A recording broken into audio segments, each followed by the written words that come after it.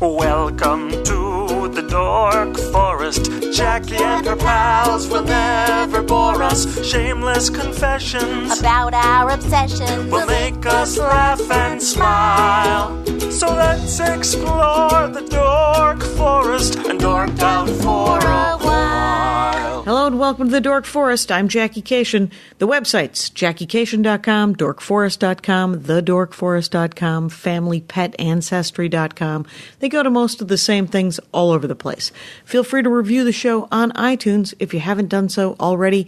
Thank you so much. If you need to get a hold of me, it's Jackie at JackieKashian.com. Let's do the credits. Patrick Brady fixed this audio. Mike Rigberg composed the opening song, sang with his wife, Sarah Cohen. Mike will sing his words to the Mexican hat dance at the end of the program. Vilmos works on the website, JackieKashian.com. On the website, JackieKashian.com, there's links to this podcast and my comedy podcast with Laurie Kilmartin, The Jackie and Laurie Show. There are links to watch me do stand-up comedy. My calendar is on there where I'm performing. If you want to support the show, there's merch at JackieKashian.com if you want a Dork Forest t-shirt, if you want a stand-up t-shirt, if you want stand-up CDs, there is also a DVD. And the CD and DVD, everything's available streaming. The DVD is streaming on comedyfilmnerds.com. All of my CDs are available on Amazon and iTunes and Pandora and Spotify and YouTube if you just want to listen to them before you buy them. If you want to support the Dork Forest, there's a couple of different ways. You may PayPal me a donation. That's right. You could also Venmo me a donation just at my email address. You can support the show in a lot of different ways. You can get merch. You can donate directly. That button is available at JackieKashian.com or DorkForest.com, and I appreciate any support that you do. There's premium episodes that you can listen to if you've run through all of the ones that are sort of archived in Blog Talk, and then the almost 500 episodes on Libsyn and iTunes right now, and you need more Dork Forest, you can go to thedorkforest.bandcamp.com. There's probably a dozen live episodes. There's a couple of free things as well, and there's a Storytime album, which is me telling a couple of stories. Everything's like $1 or $2 or free. Let's get into the show. Hey, it's Jackie Kashian. I'm in the living room. Return guest, Felicia Michaels. Welcome back. Thank you. All right. FeliciaMichaels.net, spelt like Felicia Michaels, and at Felicia Michaels on all the things. Stand-up comedy. You also took amazing photographs. Let me just quickly ask you about the photography thing, because I feel like it started out as a hobby, and now you do it for, it's part of your living, right? Right. Because JFL, you did Just for Laughs in Montreal. Yeah, I've done them for 3 years in a row, and I don't know if I'm going to do it again next year because it's really hard. Yeah. It's a really, lot of shows. I am go for 15 hours a day. Yeah, how many weeks? Because that's a more than 1 week event, isn't it? Right. No, I only am there for 4 nights, but it's you are there. You land and you bang for 15 hours, just everything. Yeah. So you have a very nice camera. Thank you. I've had a lot of very nice cameras. Have you? Yes. And how long have you been taking photographs? Well, so as you know, I'm a comedian, and yes. I say you, meaning you, Jackie Kashian, and whatever strangers are listening right now. Exactly. We worked together on the road at least once in the 90s. That's when we first met, 1994. Yes. Very exciting. Yeah. So congratulations on you doing so well, by the way. And also with you. Oh, thank you. So anyway, so I was somewhere in the South because I was really starting to work a lot as a comedian traveling. But I was very young. And back then you would work sometimes Tuesday through Sundays. Those are big, long-ass weeks. Or Wednesday through Sunday, but you had to fly in Tuesday and blah, blah, blah, blah. So I was in Hilton Head Island. Oh, yeah. And, I remember that gig. And I'd always had this fantasy. South Carolina, right? Yeah. I always had a fantasy that I wanted to be a photographer, right? And here I am in Hilton Head, and they were having a NAACP march. Okay. And the KKK came out to protest that. Yes. And I remember the club owner said to me, hey, I got a convertible, an old vintage convertible. Would you mind sitting on the back of it while it's down and waving? And I said, what? He goes, yes, I'm going to drive around at the NAACP march. And I'm going to, it has coconuts on it or whatever it was, and you just wave in the back and we'll, everyone will know that you're at the club or something like that. And I was like, no. You wanted to advertise the show. At the NAACP march and protest. Yes. And as white people, you would not have been assumed that you were on the side of the NAACP. It would have been assumed that you were Klan members with his coconut car, like a fucking weirdo. Oh my God! I know, or some. I think it was coconuts anyway. So, but I did go down to the march, and I just remember I saw this little old lady. And I mean, old, like legs as thin as rose stems old. And she was crouched behind and hidden in these bushes, like in the bushes. And she had hiding. And she had like a little Confederate flag on a stick, and she was like waving it. And I was like, that is some fucking weird shit. Just a little white lady? Yeah, just a little white lady. Oh, I'm going to come out here and wave my flag, but hide in the bush. Like little old lady, right? Well, that's how racists used to. That was great. It was great when racists felt like they had to hide in a fucking bush. Get back in the bush, racist piece of shit, lady. Good for you. So then I was like, that is some crazy shit. And then I walk, and then there were these KKK guys, and they were being kind of aggressive to the marchers. And then there was a father and son, African-American father and son, and the father had a old school video camera, and he was actively filming the KKK, and the son was behind him, like, you know what I mean? And they were like, and I thought to myself in that moment, it is ridiculous that I am traveling all over the United States as a young person, and I don't have a camera with me. And that's how it started. And that is how it began. Did you go that day and purchase a camera? I went back to New York because I was living in New York at the time. Yep. And I went and got a camera, and then I took photo classes like at the New School and all sorts of stuff. And then I took my camera wherever I went. And then I started obviously taking a lot of classes, and and then you collect all the fucking cameras you're never going to use, and I gotta have this, and I gotta have that. Right. And so I went through the whole thing, and this was pre-digital. Right. So did you learn how to develop film? And yes, the whole thing. And it took forever for me to learn, because I was traveling a lot. Right. So it was a slow process. It was and it wasn't digital. And I'm not that smart, and I'm dyslexic. And so it's a lot with the numbers. And so it took me a long time to kind of get it right. And then, I had done quite a few classes, and I was like, I knew I liked documentary photography. Okay. Yeah, like street shooting. I like that a lot. Okay. And then I was like, I need to have like a project. I need a project. Oh, like a task or something, or a photo project. Okay, I mean, you're going to be the person that does something. But I should just focus on a project. And I was taking a shower, and then I was like, what? Who do I know that's interesting? Who do I know that's interesting? And then 20 minutes later, I was like, what about all my friends who are comedians? You know what I mean? And then I turned the camera on the comedians. And what year was that? This had to have been probably 94. 94. You didn't have the camera when we met in North Dakota, did you? Yes, I did.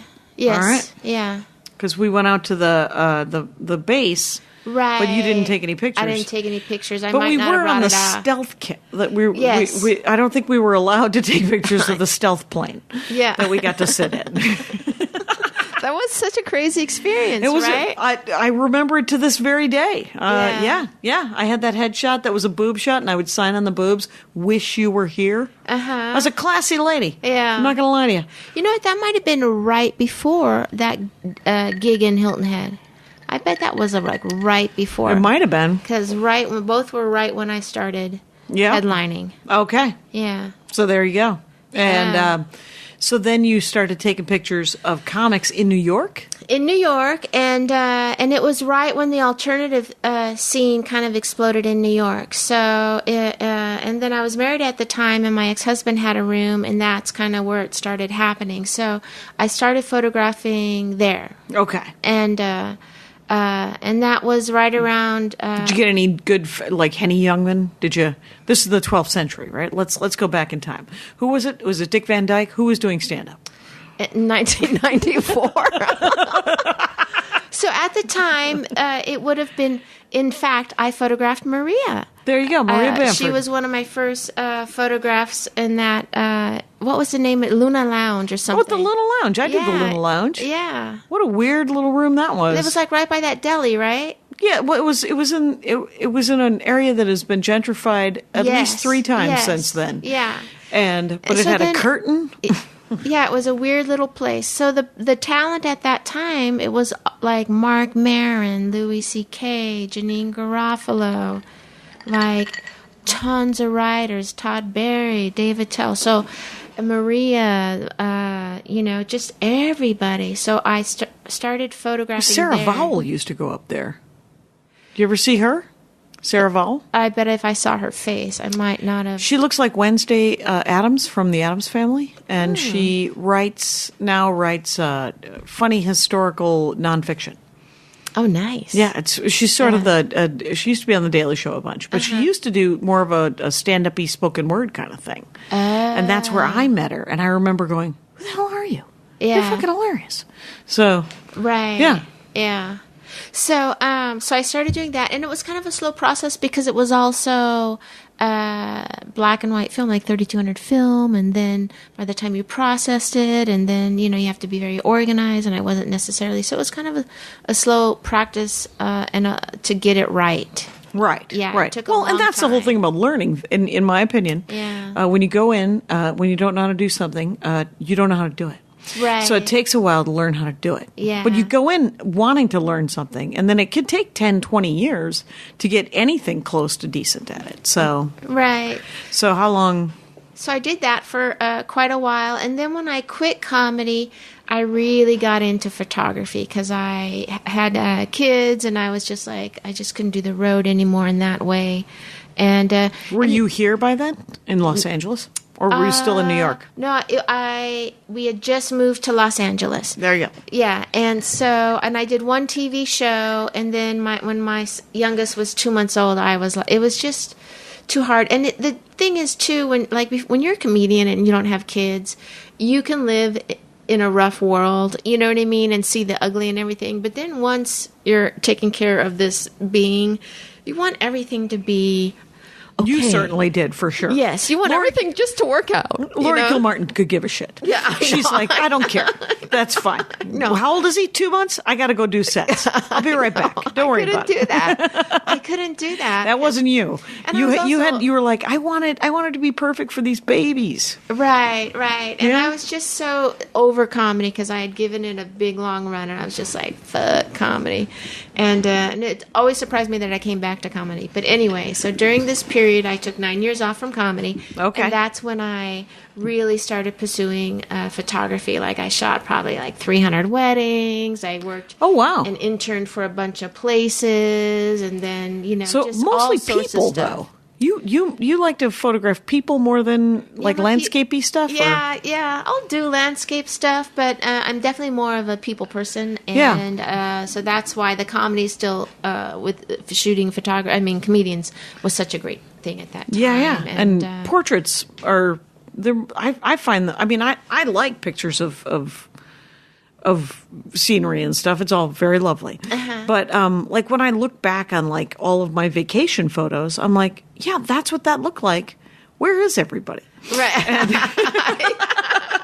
Very true. Exactly. Very true. Yeah. So I love a beautiful setting, but I need a person in it. Yeah, exactly. It's like, yeah. let's get you next to this waterfall, and then I'll snap a shot. Right, How about that? Right. So then then that's when I really doubled down on photography, and I did a lot of street photography all over the world. I got very lucky in that way, and I just You went all over the world? I went all over the world. And, Where'd you go? Russia? I went to like, South America. You went to South America? Argentina. I went to like Vietnam. I went to Morocco. What were you doing there? What were you doing there? Just photographing. You just went those places. Now, were those assigned places? Like, what? I have to ask as a comic. Right. Air and hotel? Ground? What'd you get? No, I didn't get. No, that was just you. I need to go to Budapest and take pictures. I was like, when I quit comedy, and then my husband at the time, I was a stay-at-home mom, and I was like, look, I'll be a stay-at-home mom, but twice a year, I'm getting the fuck out of here. You know what I mean? Fair enough. Yeah, you know what I mean? Okay, so you gave yourself like 2 weeks or something, or a week. So like 2 or 3 times a year, I'd go away for like 10 days to 2 weeks, and I would go on these photography trips. Yeah, I got really lucky in that way. I'm very fortunate. And I'm so blessed I got to experience that. Yeah, you are. But I love that you took the bulls by the horn. You're like, no, I'll raise these babies, but twice a year, I need to take it on the arches and hit another continent. Yeah. So and it made me like I remember I went to and my ex-husband started to do pretty good, and I went to Vietnam on a trip and Cambodia, and I had a profound change in my life because of my photography and being able to go to those places and understanding what I wanted from my life. Because you went alone? Yeah. I went with other photographers. Okay. Yeah. Oh, did you usually go on like a photography retreat kind of thing? Yes, stuff like that, or classes, or we would just go to. I have 2 friends that we go to, and we do these really fucked up self-portraitures all over, and so we do just a ton of stuff. Yeah. And so, anywho, so when I came back home, like to LA, and now as like kind of a Hollywood wife, I was just like, this is not how I envisioned my life. Right. You know what I mean? Like, I don't want to live in. I don't want to live the way I'm living in a business where there's no accountability for how you're living. You know what I mean? I really wanted to be thoughtful about my life, and it totally changed my life. What was it like taking pictures? I mean, did you want to talk about photographer, or do you want to? Yeah. Okay. Yeah, that's all intertwined. What was it? What did you take pictures of? Oh, when I would go away? Yeah, like let's pick a thing. So you're in the Ho Chi Minh Trail. Uh-huh. What did you take a picture of? Oh, well, where are those? Can anybody see those pictures? Are they at FeliciaMichaels.net? Some of them are at FeliciaMichaels.net. There we go. Yeah, so... Well, so we took a train. You can take a train from South Vietnam to North Vietnam, and it goes so close to the Chinese border, and it's so interesting to see the difference between Southern Vietnamese and Northern Vietnamese, because the Southern Vietnamese, in my opinion, I'm an ignorant fuck. I didn't go to college. They seem... This is the 3rd time you've called yourself stupid. Rangers don't believe her, and don't ever call yourself stupid. Well, so there you go. I don't want one person who's like a fucking Vietnam expert. Welcome to the Dork Forest, the safest space in the world, where everyone's like, well, she may not be right, but she's happy about it, right. so go for it. There you go. Well, anyway, and you're not about to say anything racist or horrible, I are you? think so. I don't think so. It's not your go-to, Felicia Michaels. I believe in you. Go. Okay. So anyway, if you're on that train, then you take a picture of the port, or you take a picture of people drinking in the car, you take a picture of, the train stop that you whistle through and there's 100,000 other people. You take a picture of everything, What makes a good picture, though? Is it, are you looking at the faces? Are you looking at the composition of the 100 people that are standing there? Well, to me, like, the best photography and what I try to aim for is it's like a math graph, like a math problem and a graph.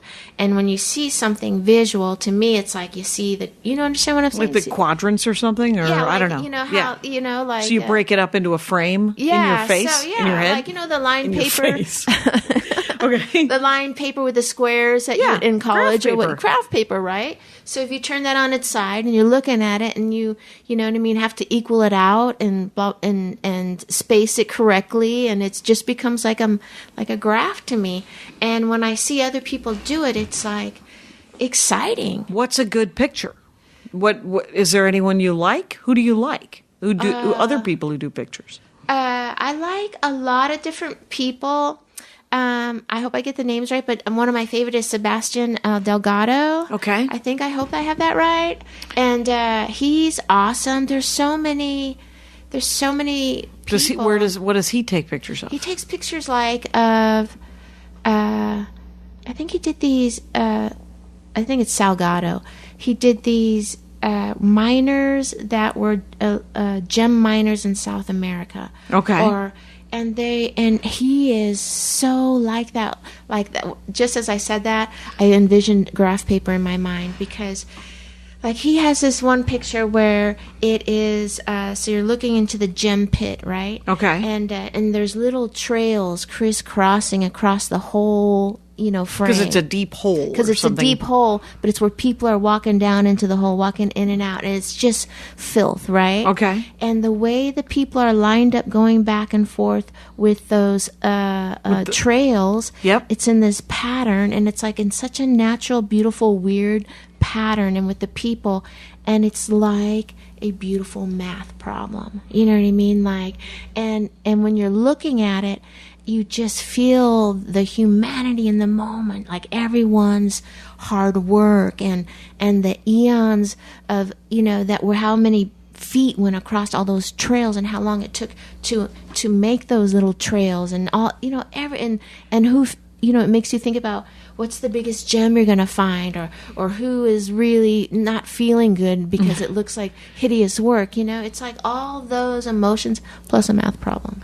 So is it a dark photo? Is it light? Is it black both? and white, and his light is sick. I know. Because where does it come from? Where is the light coming from? Is it coming from above? Or is it artificial? Well, it's no. It's all natural light, and how everything, it's all natural light. I mean, it's just so amazing. I don't like I worked as an intern for a famous photographer who did a lot of all his stuff was studio. Okay. And sort of like the babies in flower pots? No, his name was Michael Greco. He did he defined like a lot of photography in the late 80s and early 90s by, the X-Files. Okay. You remember the poster of the X-Files? It was just like Mulder and Scully standing there with just, sort of light. backlit? Yeah. Okay. Light. He was just very like a studio guy. It was dramatic. He's an amazing photographer. Right. And so I interned for him, and I got to work on. He did a book about the porn stars that do the AVN Awards. Okay. So what's AVN? The adult video. Oh, right. Greg Fitzsimmons hosted it a bunch of years in a row. Yeah. In fact, I think he was there the year I went, and I was an intern. Okay. Assisted. Yeah. And so I worked for him as an intern, and I got to go to, and I think it was at the Venetian, and it was my job to go pull off all the porn stars to come get, because it was a portrait book. It's just it's just like, so you get the different porn actors to come and sort of line up to go get your photo taken by the famous guy who does dramatic photos. Right. Yeah. So but it was also like everyone that was part of the AVNs, so because for the experience of like a coffee book table of the AVNs. Oh, cool. Yeah, it was very cool, but it was a lot of hard work. Yeah. But I knew that wasn't my type of photography, because I'm you like the street stuff, not the studio stuff? I just like stumbling across stuff. I think that is what I like about it. I hope his name is Sebastian Salgado. I would hate to like mispronounce a guy's name that I just basically raved off about. all over both of us. Well, the thing is you raved about him. If you got his name wrong, it could have been worse. Okay. People know what I'm talking about. But anyway, I knew I wouldn't do good in a studio, and what I liked about people shooting and street shooting and shooting comedians and all that, because it's the same muscle in one sense of you're always trying to find the perfect moment. Okay, and those moments are real. You're outside or you're in a club. You're surfing what's going on. If you're in a club and you're performing live, you're surfing the crowd, right? Right. Well, photography, it's visual, but you're surfing to find the perfect combination of things, light, how everyone things framed up, like the math problem, the emotion. Do I understand what I'm photographing? Right. Yeah. Now, when you take a picture of, and of course this is completely self-motivated, if you take a picture of a comedy, when you take a picture, do you snap like several in a row to try to capture what's going on, or do you set it up, you snap it, and then you're hoping to catch the moment? It's because it is that kind of thing. Well, I like to think when I go snappity snap snap snap that something will actually be in focus. Not normally. Right. The camera jerk, Oh, because it's if you take a bunch in a row, you don't know which ones are in focus and which aren't. Well, and because people are moving. Yeah. You know what I mean? So that's hard too. And it depends on what kind of lighting situation, because you're going, when I'm photographing stand-up, you're going from a situation where you could be almost in complete darkness. Yep. Or you're going to go in a situation where it's a fucking light bomb, and right. How do I control getting all this light down? Right, and it's all manual, right? It's so not. You can do auto? can do auto, but I don't. I don't, because I like to shoot with not by. See, now I can't even remember. Oh, fuck. The aperture? Aperture control. Yeah, that's okay. what I know. And I was like, fuck, Felicia, I'm like, really? look in your mind for a photography word, Jackie. It's the only one I came up with. The other one was lens. Yeah.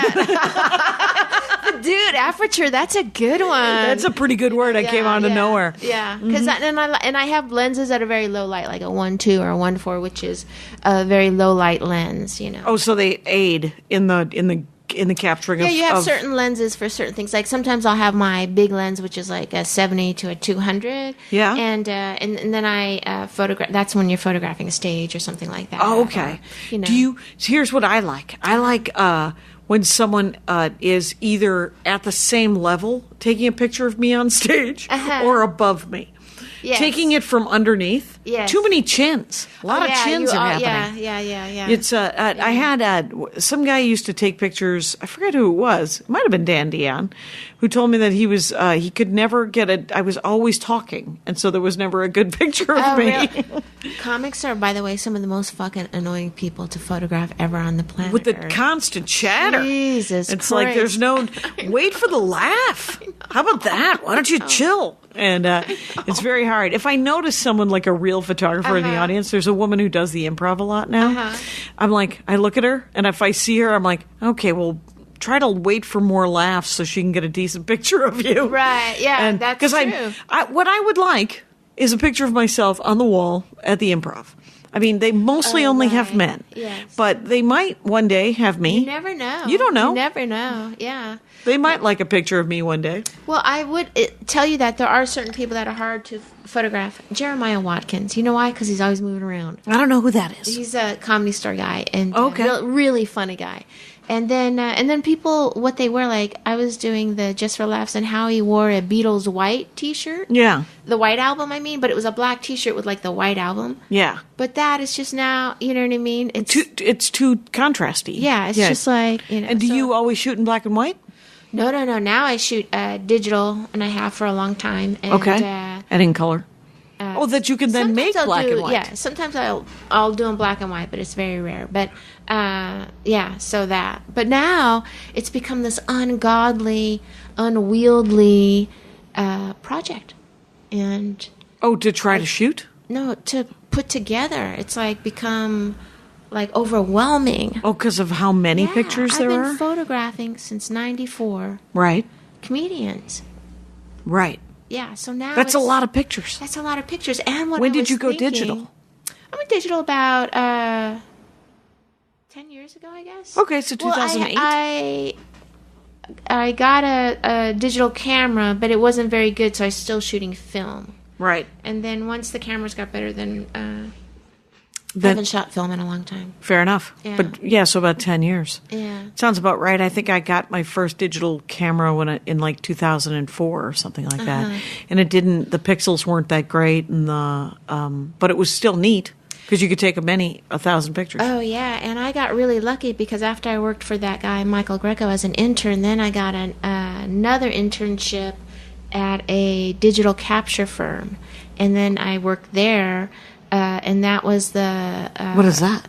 It was like when people first went digital, and they would shoot directly into a computer, and so you were the person capturing the images, making sure everything was, going straight, and right. You know what I mean? So I learned a lot about digital stuff that way, and so I got very lucky that way. So okay. Yeah. What about Photoshop? Are you good at Photoshop too? That, or? It's Photoshop's its own animal, an illustrator. It's its own animal, and it's like my son now is really into photography, and he's 19. And he only shoots digital, but he really likes to print. Like, he's fascinated by the printing process, and he's going to be a lab guy. Like, he loves to be in the lab, and that was never my thing. I could do it, yeah, but my thing was more I just want to shoot. Okay. So yeah. So anyway. So when you look at them, are you looking at them on a screen? You're not looking at them in print. Well, now they're on the screen. I have some printed, though. Yeah. I just bought a Canon printer, so I'm about to print off a bunch of them. So, but when he shoots, he wants to print them and then look at the prints. Right. But what he does is he'll actually process them himself. Yeah. The film, and then he'll... not digital? No, yeah, he shoots film, so he'll process the film, my son, and then he'll scan the negatives. Ah. Yeah, I don't do that. And then... life is short. Life is short. You have to want to do that. That sounds like a different dorkdom entirely. He doesn't want to hear my shit about digital, and I love film too, but we, for like a year and a half, would have these huge arguments about film and digital. Because he wanted to prove that it was somehow better. Yes, yeah, a lot of people like vinyl. Yes, in other news, who cares? Yeah, right. Do whatever you want to do. I hope it all works out for you. If he likes that, that's... Because I did do... there's an episode, a live episode with John Scalzi, who is a writer. He wrote a very famous science fiction book called Red Shirts about essentially the Star Trek red shirt guys. Anyway, but he's a photographer, and his love of photography takes place... He loves to take the pictures, but his favorite part is the Photoshop part. He loves to fiddle and diddle with it. Ad nauseum, and then he creates some amazing photos. Well, I dated a photographer for a while named Hugh Kretschmer, and he's an amazing photographer, and his stuff is he likes to do, when you look at it you think it's been photoshopped, but he likes to do all as props and stuff. Like, that's his thing to make.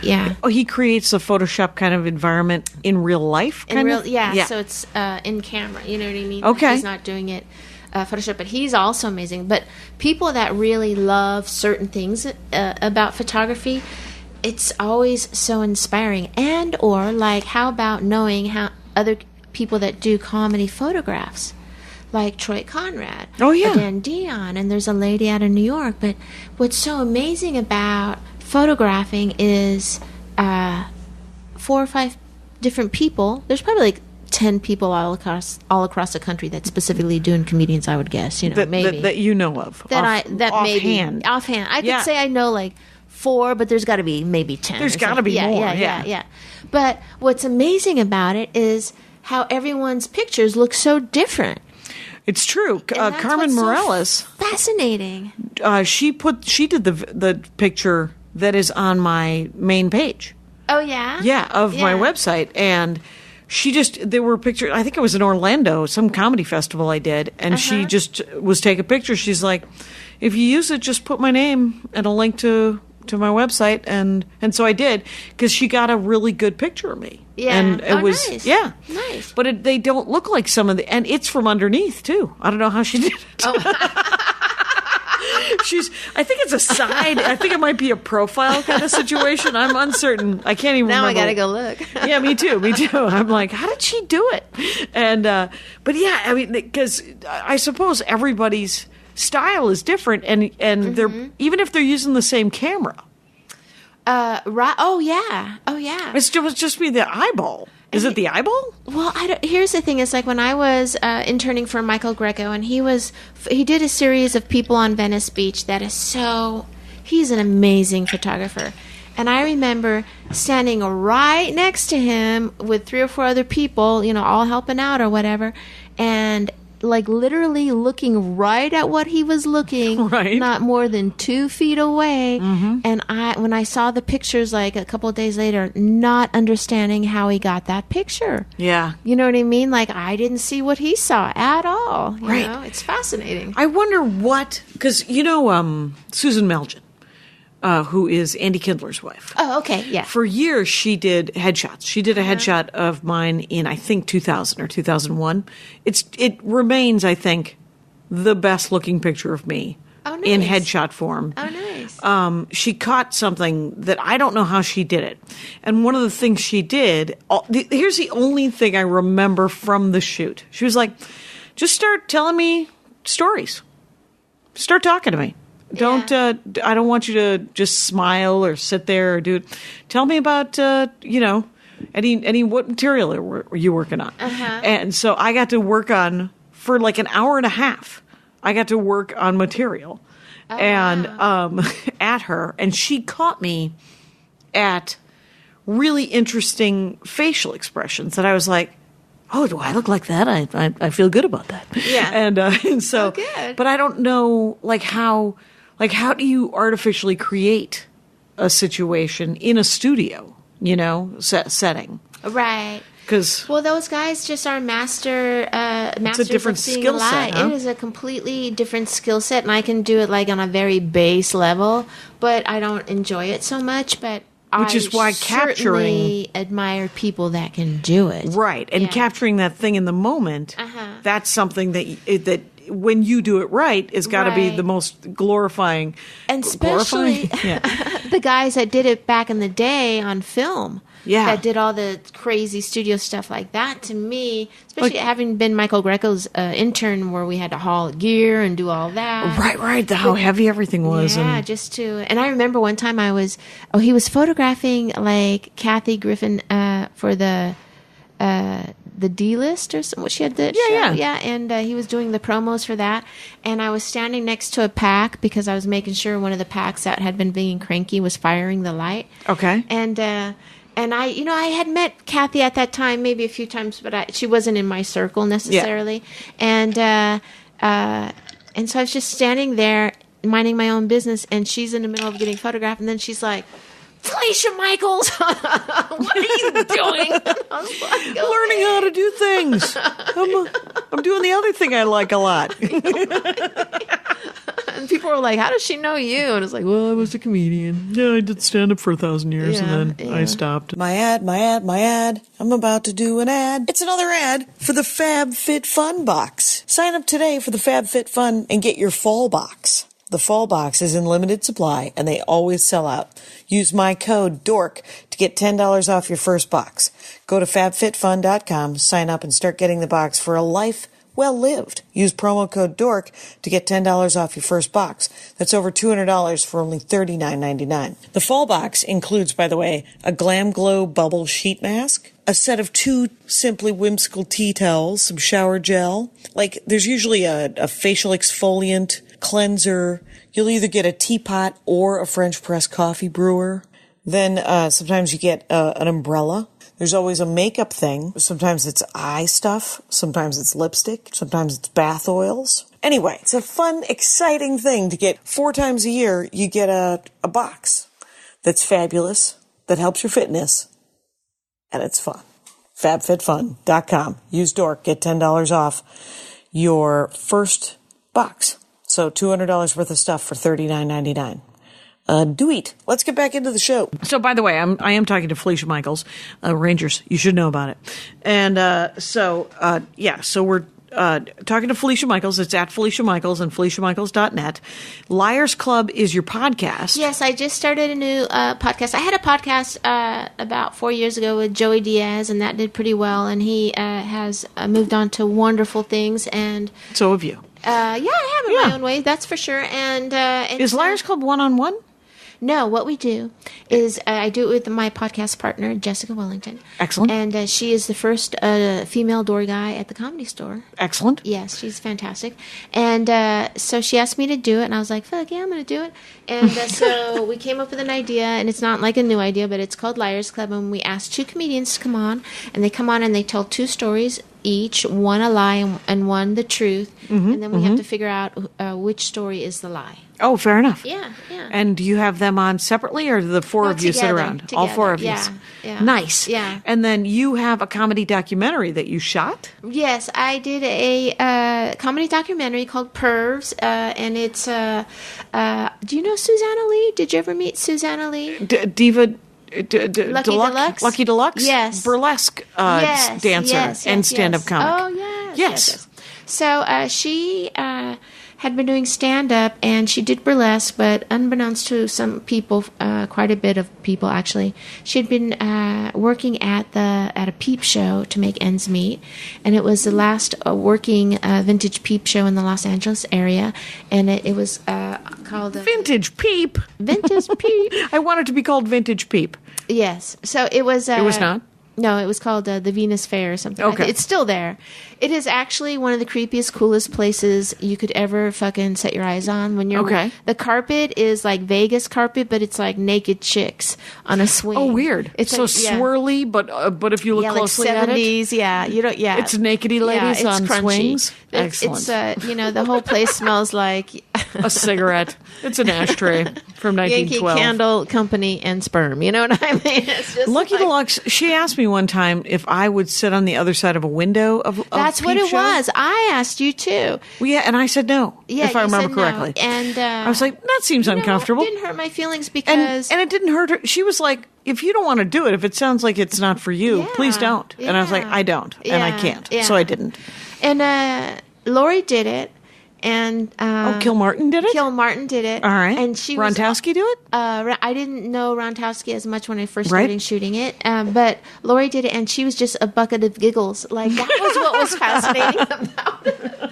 That's what was fascinating. The reactions, the different reactions? Because Susanna Lee, a.k.a. Lucky Deluxe, said to me, I work at this place. I'm coming out to comedians about my day job, and then I want to interview the comedians in the Peep Show Perv booth, right? Okay. And so it was called Peeping Comics, and we were going to do it as a web series, and then but it became, what we filmed was in a lot of ways unexpected. Of course, there were people like sex talk, and you talk the dirty, and she titties, and blah blah blah. Provenza did it naked.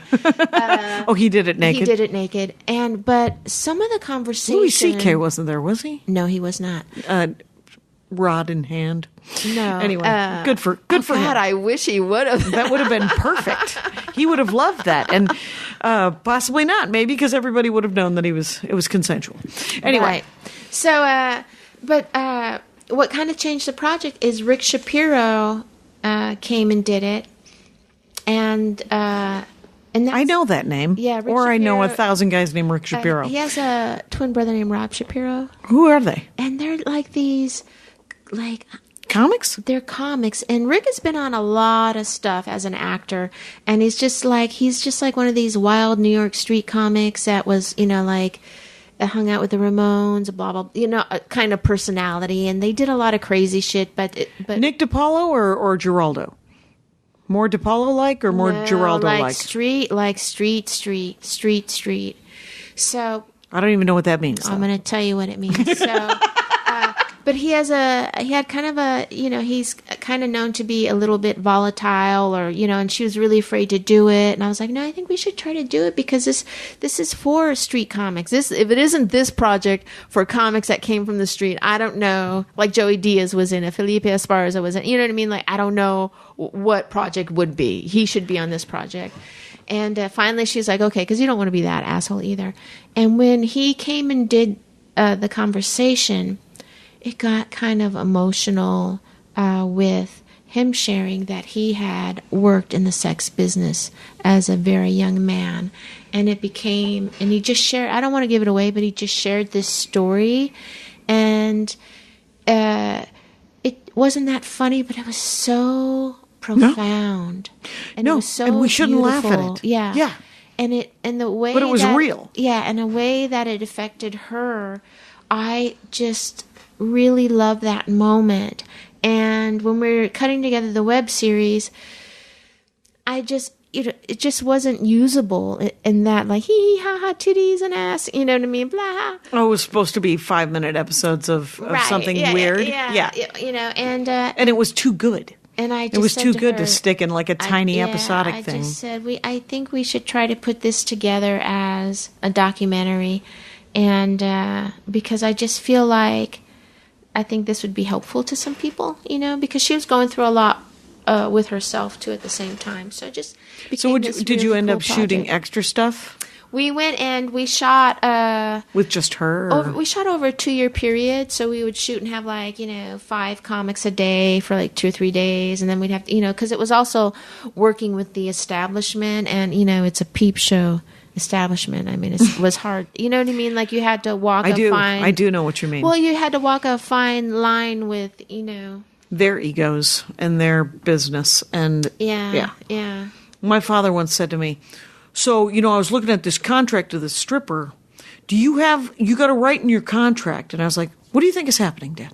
I do stand-up comedy. There's very few contracts besides an email that says I will give you $900. Contract, I get suspicious. Exactly. I do some fine reading if there's a contract. He's like, I'm just saying, this woman makes a lot of money. You just gotta. And I was like, okay, I'm glad you're hanging out with strippers again, Dad. That's awesome. And so we left that. Yeah. So, but it's that has been. How long is Pervs? It's about 50 minutes. It runs about 50. Yeah. It's an odd time length, but. We could have made it a lot longer. Not everyone that we filmed could. And then it's also because, everyone's having a different experience with it. So how do you weave that together in a story? And exactly. Rick Shapiro is actually what made me think this could be woven into some kind of narrative in some way, I guess. Right. So, but it was a great experience because I always wanted to make a documentary, and I was so thrilled that I got to actually do that. Because I'm at my point in life now where I just want to do what I always wanted to do as a kid. Yeah. Right? Well, it's if not now, when? Right? Right? Exactly. Yeah. So might as well do it. Right. So, and your kids are grown up, right? Are mostly 17 and 19. Yep. Yeah. So. Right. So now. We could talk more about photography. Uh-huh. I'm going to Vietnam. You are? Oh, that's right. Yeah, I'm going to spend 2 weeks in Vietnam and Cambodia, and going to start in Hanoi and end up in Bangkok. And now, is it a tour, or is it just vacation? Well, I picked up a set in Hanoi and one in Bangkok because I'm a tax and pay Democrat, but I'm not a moron. Right. So, and I'm planning on, there will be material from it. Are you going with Andy? I'm going with Andy and going to go on but it's going to be a tourism tour. So we're going to go see the Killing Fields. We're going to go see Angkor Wat. Yeah. We're going to I went and saw that. This is what you could do in Angkor Wat, and I hope they do this. Are you ready? I'm ready. Okay. So you want to go early. So you want to leave early your in the hotel day? Because what you want to do is you want to get there a little bit before the sun rises, and then you want to stumble around. There'll be the tours. I bet will do that. Yeah, I'm sure they will. And you're going to stumble around. And you're going to be like, "What the fuck?" And I had to actually I'm sure you'll flash your phone. I had to flash my camera at the time to see the steps and all that. And should we bring a tiny flashlight? Oh yes, you should. All right. Okay, and then you get to the top right as the sun is coming up. Oh my God, it is so awesome. And there's these cool, little, sculptures and everything of just naked ladies with titties and snakes coming out of their titties. I photographed that a lot. Any boys? Any boys with their snake-like penises? Well, no, and that's oddly something I never thought that you would say to me on a podcast. Well, you're leaving money on the table. Because who doesn't want to see snake-like penises coming out of a statue? I do. Jackie, I do. I do. It's my best impression of heterosexuality is whenever penises come up. I'm like, let's look at that. And so, with consent. And at this point, in a monogamous, committed relationship. Yes, so please do not wonderful. pull your dick out. Thank you very much. That has now been said out loud. Yes. Moving on. Now, so have you been to Angkor Wat is in Cambodia. Yes. So you've been there. Yes. And then you've been to Vietnam. You go to Yes. Hanoi and... Yes, I did. Yes. It's a friend of mine. His dad was in the diplomatic service, and so he was in Vietnam in 1972. And I was like, "Did you ever ride your bike on the Ho Chi Minh Trail?" And he was like, No. I said, I've always thought you did. And he was like, don't be ridiculous. Why would I have been on, like, he's a tiny blonde, like, cherub boy. I just picture him on the Ho Chi Minh Trail on his trike. Yeah. Maybe on a two-wheeler. He could have been 7. Wow. Well, it was kind of an emotional trip for me because my dad did 2 tours of Vietnam, so it was really... Oh, did he? Yeah, it was really Army? eye-opening. Yeah, he was in the Army. Yeah, Wow. Really eye-opening to see. Infantry? Yes. Oh, my God.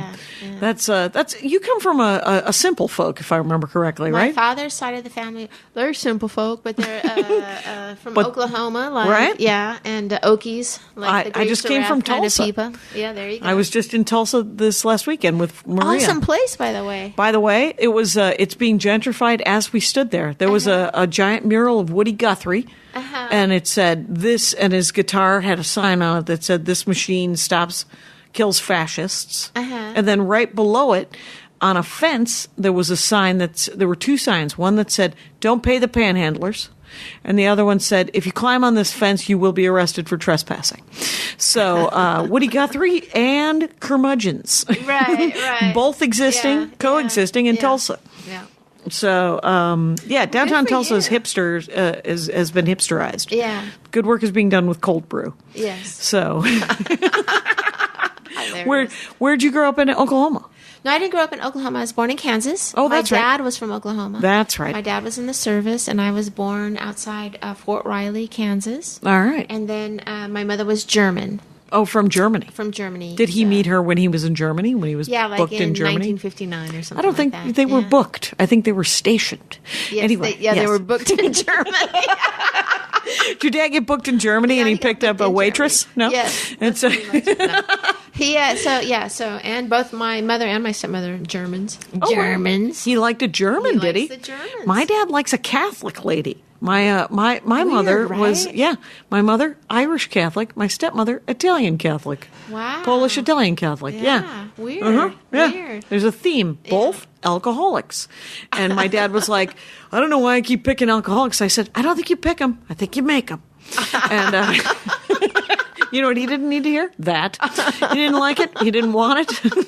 He was like, what are you saying? I was like, well, I don't know. How's that new woman you're hanging out with? She's like, she drinks a lot. And I was like, did she always? And that brings a tear to my eye. Such warmth. Such warmth. It's always, there's always a story. And so we have like 10 minutes left. Do you want to talk about some old stuff that you're purchasing? Oh, well, you had sent an email saying you will be asked about what you are reading lately. Yes. And a bunch of what you are into lately. And currently Felicia Michaels is into. I love bark cloth. What is that? Bark cloth is I like vintage atomic bark cloth. It's this material. It's like Mad Men material. Like drapes are made out of them. So they have really cool patterns on. But I like the atomic vintage bark cloth. So it has atomic images like starbursts, or sometimes they have themed things that they like. Like an atom? Like you're talking about like... Yeah, like those atoms like from the 50s. Like they have all sorts of... I don't know if you know this, but... Why I liked Hillary Clinton, by the way, is her father was a fabric maker. He made those kind of curtains and stuff. Really? Yeah, that's how he made his living. He was a fabric maker. He had a factory or something like that. Oh, wow. And so, but I'm so fascinated by bark cloth, and they called it bark cloth because the original bark cloths were made from bark. Like you've seen that, the Hawaiian paper, like if you're going to made from like tree bark? Yeah, made from tree bark, that kind of stuff. Vintage atomic bark cloth is just cotton usually. Sometimes it can be certain other weaves. Is it kind of stiff? Kind of stiff. There we go. Yeah, so that's why they think heavy. You're okay. Yeah, so that's why they call it bark cloth. Oh, fair enough. Yeah, so but here's the thing. I am always looking at it. I'm not even fucking reading anymore because all I do all day long is I go on Etsy and I go on eBay and I go on First Dibs and I just look for these fucking like patterns. Different patterns of bark cloth. And I get angry like if someone buys Are they still making them? Oh, they do repos of, like reproductions of them, Yeah. and retro, like in that kind of stuff. But I like the original source. You want 70-year-old cloth, is what I'm hearing. You want something from 1955 that has been folded or in an 60s, old lady's early 60s, in an old lady's closet since 1964. Yes. Can Interesting. you imagine if you found enough pristine fabric from that area to cover up a double wide or a double aluminum door frame, like windows and frames like that. That's so much fabric you could do that, like how they used to do in Mad Men. And you found a pristine piece that doesn't smell like smoke in an old lady's house. Can you imagine when you stumble across that? Mothballs. That's what it's going to smell like. It doesn't even smell like mothballs. Okay, maybe one little stain on the hem or something like that. And then the people don't realize what they have, right? Right. And then they're like, yo, $55. And then you want to buy it, and you buy it, and you just keeps combing through that kind of stuff, It's exciting. Are you buying any of it? I do. I just Do you have bought, bolts of it sitting around the house? Well, I almost did buy a bolt of the stuff, but I was like, Felicia, get a grip. I know, it's pathetic. No, recently I bought this day bed cover, and it was made from bark cloth, and it was like it's pink. The major color is pink. Okay. And it has everything you would want to have printed in this really cool pattern that's kind of muted into the pink, but it has like ochre and grays in it. Okay. And it's like of if you were a 1962 spy. Okay. Like a lady spy in 1962. This would be your motherfucking bedcloth, okay? Because it has like pistols on it and cameras on it and the Eiffel Tower on it. And, right. I've seen that. Passports on it. And but it's original. It's from back in the day. Yes. And I got it for like $90.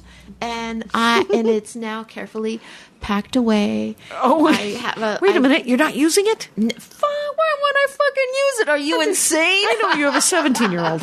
It's well, you shouldn't spill Coke on it. Do you think you'll spill soda on it? Probably. Well, I'm waiting for those fucking kids to get out of the house. No, actually, because I love old things, I bought a mobile home, but it's a vintage atomic mobile home up in Topanga.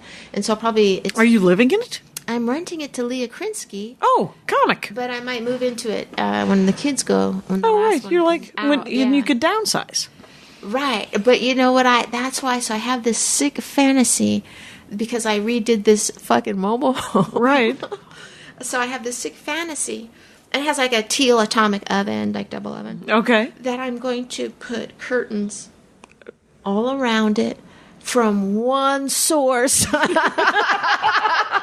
But because I have a pink bathroom and a turquoise double atomic oven, so it has to have all these colors. Right. And so the bedspread, the pink bedspread that has the guns on it and the spy stuff and all that cool shit, I'm going to use that to make outdoor cushion material. Right. What's for your wrong with patio. me? That's it. Just real nice patio furniture. That's what it's going to be. You're going to essentially set up like sort of like a Rockford Files. Yes. Is it? You would but essentially not Jim Rockford, the female version of Jim. Cry because you fucking get me, I Jackie. get you. I totally get you. You're like, it's who Jim Rockford would marry. And then, but they would have separate places anyway. She becomes an alcoholic. Right. My father dated her. Yes.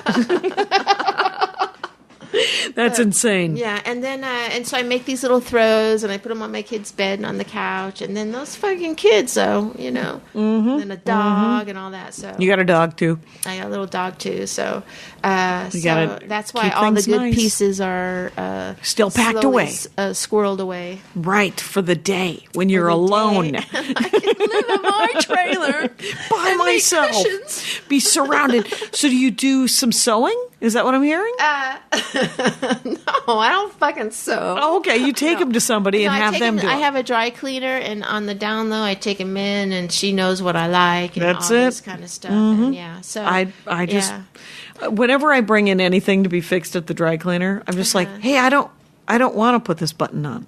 Yeah. Will you sew this button on? And she just looks at me and I said, I know. My grandmother's very angry in her grave. But please, I will give you, what do you want, $4? Right. And she's like, I'll do it for $4. Yeah.